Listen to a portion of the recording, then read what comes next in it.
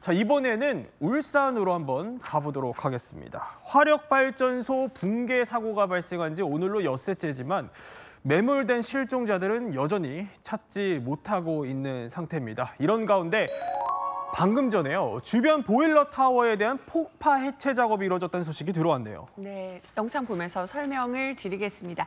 발파가 이루어진 것이 바로 오늘 오후 정오입니다. 그런데 이 4호기랑 6호기, 그러니까 무너졌던 붕괴 사고가 있었던 게 5호기인데 그 옆에 있던 4호기, 6호기를요.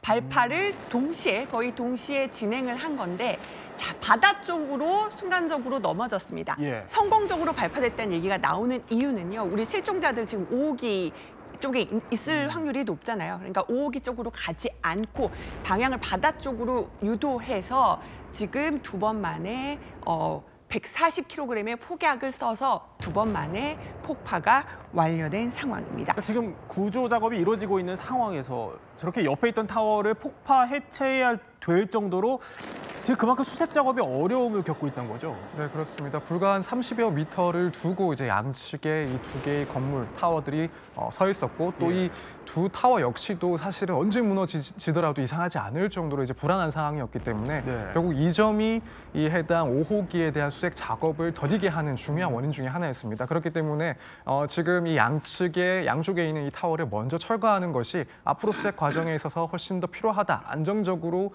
수색 작업을 위해서 필요하다라는 판단을 해서 진행을 한 것이고 지금 방금 전 속보가 들어왔는데 이 해체 작업이 끝나고 곧바로 또 이 수색 작업이 시작되었다라고 알려지고 있습니다. 그렇군요. 자, 많은 분들이 작업자들의 기적 생환을 염원하고 있습니다. 특히 매몰자 가족들은 그 누구보다 오늘 이 발파 모습을 초조하게 지켜봤을 텐데요.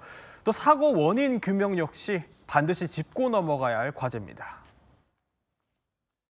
위험 상황인지도 이제 고층이나 이렇게 올라가는 건 아니고 1층 거기서 이제 작업을 한다고 얘기를 해가지고 그냥 안전하다고 생각하고 그냥 믿고 계셨죠.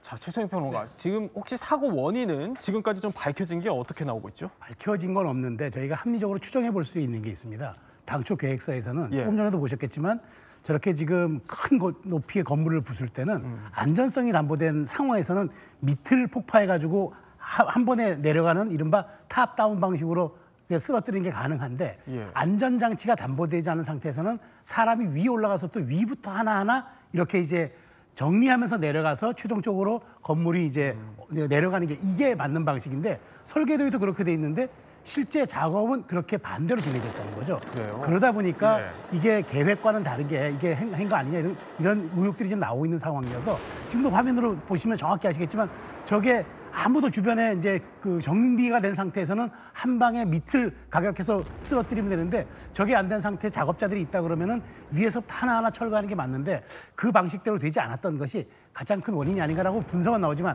아직은 조사 중에 있습니다. 그렇군요. 사고 원인도 반드시 또 철저하게 따져서 명확하게 재발 방지가 이루어져야 될 것 같습니다.